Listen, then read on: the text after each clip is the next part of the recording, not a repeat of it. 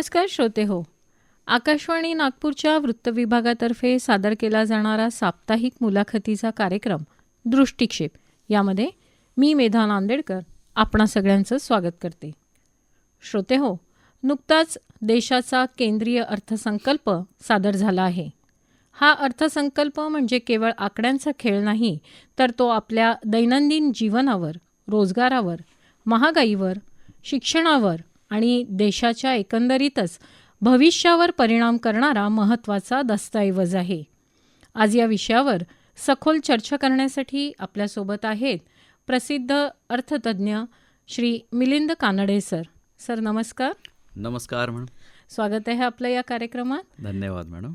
Kanade sir हे गेल्या 28 वर्षांपासून चार्टर्ड अकाउंटन्सी क्षेत्रात अग्रगण्य आहेत. जवळपास 200पेक्षा अधिक औद्योगिक युनिट्स उभारणीत त्यांचं मोलाचं मार्गदर्शन मिळालेलं आहे. सध्या भारतीय जनता पार्टीच्या आर्थिक आघाडीचे ते महाराष्ट्र प्रदेशाचे अध्यक्ष आहेत. फेडरेशन ऑफ इंडस्ट्रीज असोसिएशन विदर्भाचे ते ज्येष्ठ तज्ज्ञ मार्गदर्शक आहेत.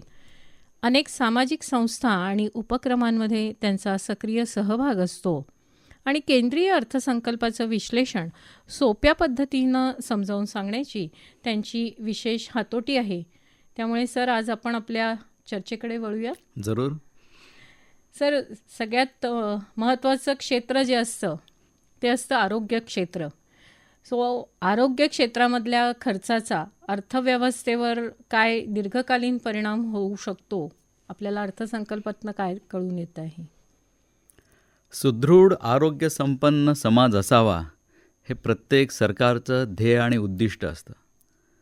जर समाज निरोगी सुदृढ असला तर तो निश्चितच अर्थव्यवस्थेत भर घालू शकतो. Today we have the advantage of demographic dividend. आरोग्य संपन्न युवा वर्ग श्रमशक्ती प्रदान करेल, बौद्धिक संपदा निर्माण करेल आणि राष्ट्रीय संपत्तीमध्ये सुद्धा तो भर घालू शकेल. म्हणून आरोग्य क्षेत्रावरील तरतूद ही दीर्घकालीन फायद्याचीच असते आणि प्रत्येक वेळेस अर्थसंकल्पात किंवा अर्थव्यवस्थेमध्ये प्रत्येक गोष्ट आर्थिक मापदंडावर मापता येत नाही. समाजाचं आनंदी असणे, समाजाचं सुदृढ असणे, समाज निरोगी असणे ह्या सर्वात महत्त्वाच्या बाबी आहेत. नक्कीच. रोजगार निर्मितीसाठी अर्थसंकल्पातील उपाय प्रत्यक्षात किती प्रभावी ठरू शकतात? कारण रोजगार हा एक कळीचा मुद्दा आहे. अर्थव्यवस्थेमध्ये बऱ्याच गोष्टी कार्यरत असतात. त्यापैकी रोजगार हा एक महत्त्वाचा विषय आहे किंवा आपल्याला जो संवेदनशील विषय म्हणता येईल असा रोजगार निर्मिती हा संवेदनशील विषय आहे.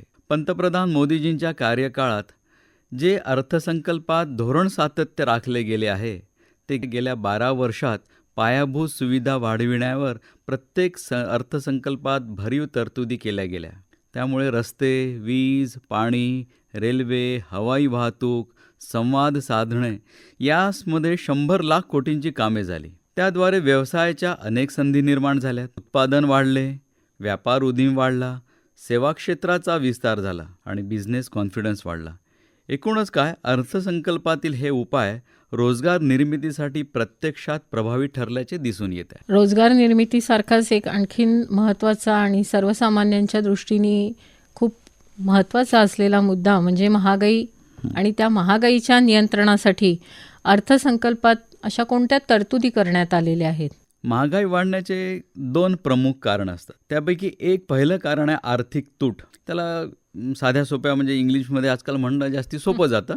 तर आर्थिक तूट, राजकोषीय तूट याला बजेट डेफिसिट असं म्हटलं जातं. जर हे बजेट डेफिसिट नियंत्रणात राहिलं तर महागाई आपोआपच आवाक्यात राहते. त्याला दुसरा जी बाब असते ती मागणी आणि उपलब्धता यामधील तफावत. या 2 गोष्टी महागाई करता कारणीभूत असतात. म्हणून अर्थसंकल्पाद्वारे सरकार उत्पादन वाढविण्यासाठी विविध प्रकारचे प्रोत्साहन देते. अशा प्रकारच्या प्रोत्साहनपर तरतुदी प्रत्येक वर्षात गरजेनुसार करण्यात आले आहेत.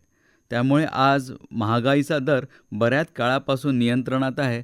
अशा प्रकारे महागाई नियंत्रणासाठी अर्थसंकल्पात विविध तरतुदी आणि या सातत्याने करण्यात आल्या आहेत. 2014 सालापासून जर आपण अर्थसंकल्प बघितला तर या सर्वांचा परिपाक आज आपल्याला या गेल्या 12 वर्षाच्या काळामध्ये दिसून येतो आहे.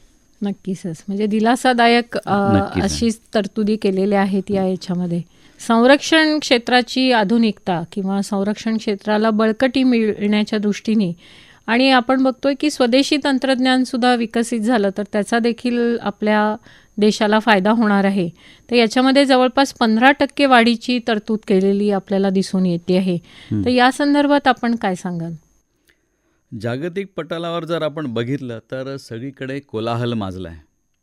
अमेरिका खंडात कुरघोडी सुरू आहे, युरोपात मंदी आहे आणि त्याचबरोबर युरोपमध्ये युक्रेनमध्ये युद्ध सुरू आहे आणि आपल्या शेजारी देशांकडून सुद्धा उपद्रव सुरू आहे. आपल्या सीमा अशांत आहेत. त्यामुळे 140 कोटी जनतेच्या इच्छा आकांक्षा सांभाळण्यासाठी आपण संरक्षण सिद्ध असणे अत्यावश्यक आहे. विकसित भारत हे आपले उद्दिष्ट आहे. त्यासाठी आत्मनिर्भर होणे आवश्यक आहे आणि आत्मनिर्भरतेसाठी सर्वात आवश्यक आहे ते स्वदेशी तंत्रज्ञान. स्वदेशी तंत्रज्ञान विकसित करण्यासाठी मोदीजींनी ही वाढीव तरतूद संरक्षण क्षेत्रासाठी केलेली आहे. अप्रत्यक्ष कर किंवा GSTच्या संदर्भात काही धोरणात्मक संकेत या अर्थसंकल्पामधून आपल्याला मिळताना दिसतात आहेत का? मोदीजींच्या काळात 2014 जर आपण हा बघितलात पिरियड, तर मोदीजींच्या काळात धोरण सातत्य राखल्या गेले आहे. त्यामुळे उत्पादकता वाढली, अर्थव्यवस्थेचा विस्तार झाला आपण आणि 4थ्या क्रमांकावर येऊन पोचलो. GST हा कायदा GST काउन्सिलद्वारे कार्यान्वित होतो. त्यामुळे केंद्र सरकारच्या अर्थसंकल्पामध्ये त्यात काही बदल सुचविले जात नाही आणि आपल्या देशाचा आपल्या राष्ट्राचा आपण एक फेडरल स्ट्रक्चरमध्ये अंगीकारलेला आहे.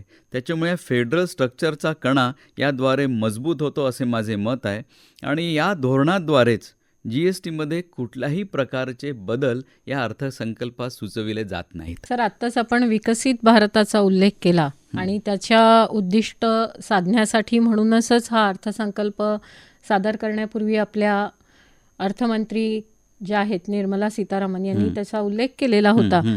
तर या उद्दिष्टाच्या दृष्टीने अर्थसंकल्प किती मार्गदर्शक आहे? हे बघा, विकसित भारत प्रत्यक्षात आणण्यासाठी युवा शक्ती सर्वात महत्त्वाची आहे हे केंद्रस्थानी ठेवून अर्थमंत्र्यांनी केंद्रीय अर्थसंकल्प सादर केला आहे. आर्थिक तूट आवाक्यात ठेवून पायाभूत सुविधा वाढविण्यावर भर दिलेला आहे. गतिशील वाहतूक, व्यवसाय सुलभता, साधे सोपे नियम, साधे विवरणपत्र हे सगळे उद्योगासाठी पोषक वातावरण निर्मितीसाठी काम होईल. याद्वारे उद्योग वाढतील आणि त्यांनी रोजगार वाढेल. आत्मनिर्भर भारताचे उद्दिष्ट साध्य करण्यासाठी आणि विकसित भारताचा संकल्प प्रत्यक्षात आणण्यासाठी अर्थसंकल्पाच्या माध्यमातून हे निर्धारपूर्वक पाऊल टाकण्यात आले आहे असे मला वाटते. विकसित भारत हा प्रत्यक्षात आणण्यासाठी युवा शक्ती सर्वात महत्त्वाची आहे हे केंद्रस्थानी ठेवून अर्थमंत्र्यांनी केंद्रीय अर्थसंकल्प सादर केला आहे. युवा शक्ती ही भारताचं भविष्य आहे. जेव्हा आपल्याला विकसित भारताचा आपण विचार करतो किंवा स्वातंत्र्याचा अमृत महोत्सवाचा विचार करतो आहोत, तेव्हा हे युवक आणि युवकांद्वारेच विकसित भारत साध्य केला जाईल आणि या युवकांसाठी ज्या गोष्टी करणं आवश्यक आहे, ज्याला आपण आता नवीन त्या टर्मिनॉलॉजीमध्ये जेन झी म्हणतो किंवा त्याचे वेगवेगळ्या अल्फा यूथ, बीटा काय हे नवीन वाक्प्रचाराच्या सध्या जे रुळलेले आहेत, या युवकांसाठीच हा विकसित भारत निर्माण होणार आहे. आणि म्हणून या विकसित भारतामध्ये युवकांना प्रोत्साहन देण्याच्या या अनेक योजना आहेत. या युवकांसाठी काय काय करता येईल तर technology enabled services, IT enabled services, एरोस्पेसमधले काम, डिफेन्स सेक्टरमधली आत्मनिर्भरता, electric vehicles, battery, solar panels हे आणि नवीन पोर्टेबल न्यूक्लिअर पॉवर प्लांट्स, या योजना ह्या सगळ्या युवकांसाठी आणि युवकांना आकर्षित करणारे भाग आहेत आणि याद्वारेच पुढचा आपल्याला विकसित भारत साध्य होऊ शकेल. आर्थिक तूट आवाक्यात ठेवून पायाभूत सुविधा वाढविणे यावर भर दिला आहे. गतिशील वाहतूक, व्यवसाय सुलभता, साधे सोपे विवरणपत्रे याद्वारे उद्योगांसाठी पोषक वातावरण निर्मिती झाली आहे. हीच पोषक वातावरण निर्मितीने बिझनेस कॉन्फिडन्स इंडेक्स वाढतो. बिझनेस कॉन्फिडन्स इंडेक्स वाढला की उत्पादन वाढतं आणि त्यांनी रोजगार वाढतो. आत्मनिर्भर भारताचे उद्दिष्ट साध्य करण्यासाठी आणि विकसित भारताचा संकल्प प्रत्यक्षात आणण्यासाठी अर्थसंकल्पाच्या माध्यमातून निर्धारपूर्वक पाऊल टाकण्यात आले आहे असे मला वाटते. खरोखर आज आपण केंद्रीय अर्थसंकल्प 2026 या विषयावर आम्हाला उत्तम असं मार्गदर्शन केलं. या अर्थसंकल्पामध्ये कोणकोणत्या संधी आहेत, सर्वसामान्यांच्या अपेक्षा काय आहेत आणि आव्हानंही सरकारच्या समोर काय आहेत हे देखील स्पष्ट झालेलं आहे. आपल्या मौल्यवान मार्गदर्शनासाठी सर मी आपले खूप खूप आभार मानते. धन्यवाद. धन्यवाद. धन्यवाद मॅडम. नमस्कार. नमस्कार.